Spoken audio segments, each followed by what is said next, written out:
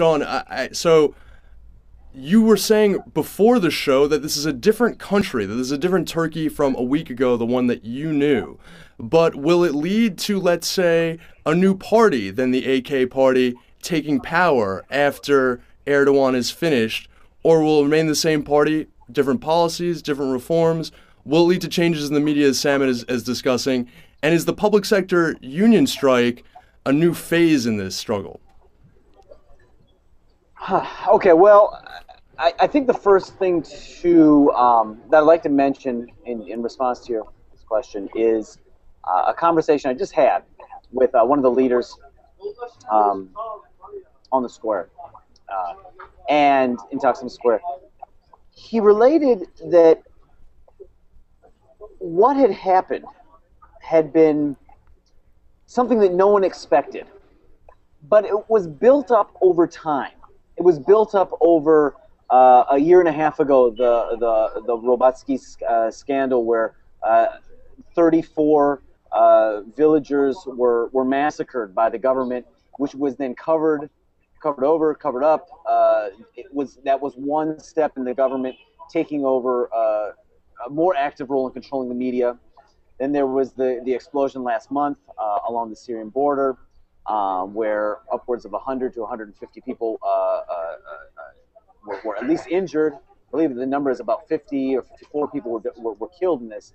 And that was another ramp up of state control over the media, and the selling out, I think, of how people perceive the media. What this leader in Taksim Square and Gezi Park told me was that this is not a political movement. This is a cultural movement. This is a sociological movement. I think that's something to really catch. Now, other groups and other organizations are adding into this. So the fact that, yes, now public sector employees are going to go on strike, this is a big step.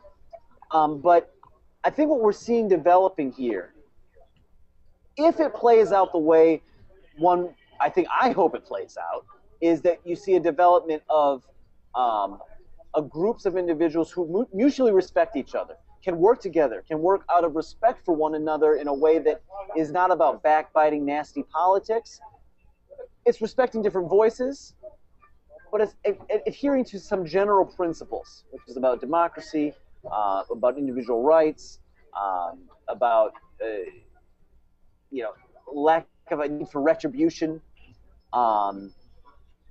That I'm seeing, there's at least a possibility right now, which is why Turkey's a new country. Why this is really even a new step in neoliberalism, and a new step in our whole world dynamic. And it should get a lot of leaders kind of shaking in the boots. I hope it does. This is just about Turkey. At any rate, in closing, yes, I think it's very possible that this could continue, and if it does, will it become more of a political component to it? Sure, but I think that this ideology is not just about politics. It's about something much larger. It's about a social transformation. I think that's what I have to say about that, and I'm really excited for the future of Turkey. All right, Sean Hobbs, he's a writer and multimedia journalist and the founder, editor, and lead multimedia journalist at IstanbulVoices.org. I encourage you to check out that website.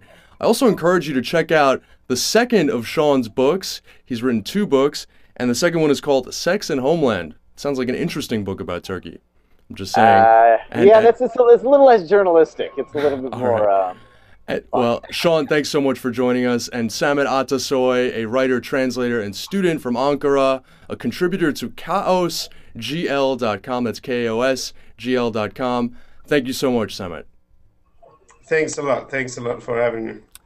Folks, this is the news that is changing the world right now. A country of nearly 80 million people, one of the largest Muslim countries in the world, a country that is considered a bridge between the East and West, the country of Turkey.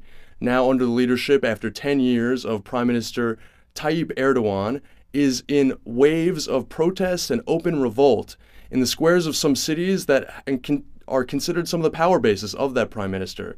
Prime Minister Erdogan remains on a 4-day trip to the Maghreb that he had planned before these protests first broke out over the destruction of a park, Gezi Park, in Taksim Square in Istanbul, Turkey. We'll be following these developments closely, but one thing's for sure, as our contributors Sean and Samet told us, things will not be the same in Turkey no matter what. For Take Action News, this is executive producer Daniel Marins.